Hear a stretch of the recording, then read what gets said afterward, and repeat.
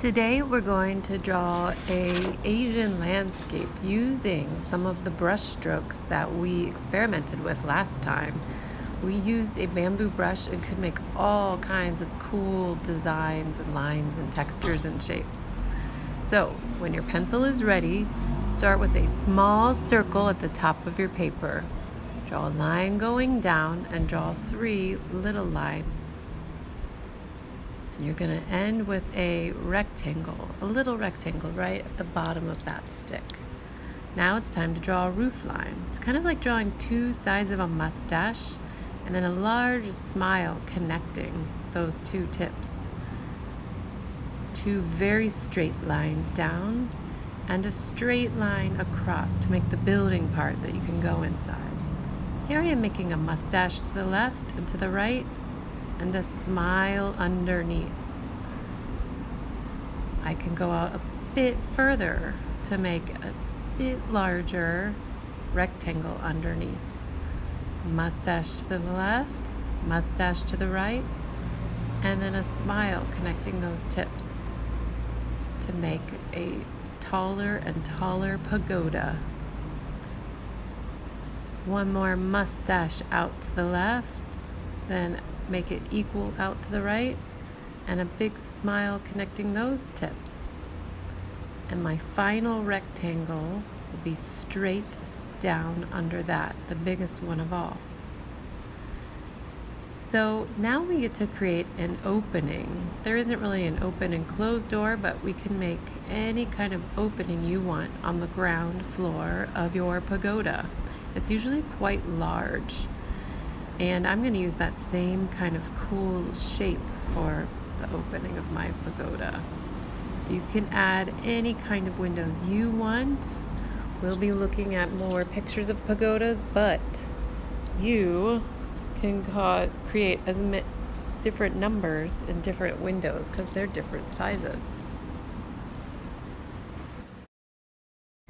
And so once you end up with your finished drawing, mine includes a path and a step with lanterns on the side, you're going to slowly trace with a Sharpie every single line, and slow tracing lets your Sharpie flow the most ink out as possible.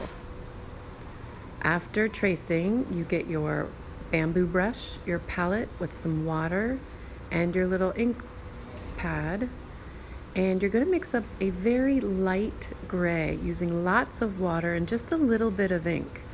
Things that are far away from our eyes tend to look very light, and so I am making my faraway mountains look light gray. They're pretty tall up in the sky to show a beautiful landscape behind my pagoda. I used my wet brush to get a little bit more ink on it, and I'm adding some darker parts to my mountains. I can use certain brush strokes to make lumpy looking clouds in the sky with the light gray. I can use a little bit darker ink where I'm adding more pigment into my brush to make some bushes in the mid-ground of my landscape. And then, do you remember the technique where we can squish the bristles and get some ink on it, and we can make little scratchy marks? You can try something like this for maybe some grass or foliage in the foreground. And I use nice dark ink for this to show that it is very near to our eyes. There's one other technique you might want to try. Our bamboo brush, remember, can be made into a very tiny point. And so I like to create a sharp point, get the brush a little wet, and then get lots of ink to create a tree shape. You just have to kind of wiggle your brush into skinnier and skinnier lines to make a beautiful tree.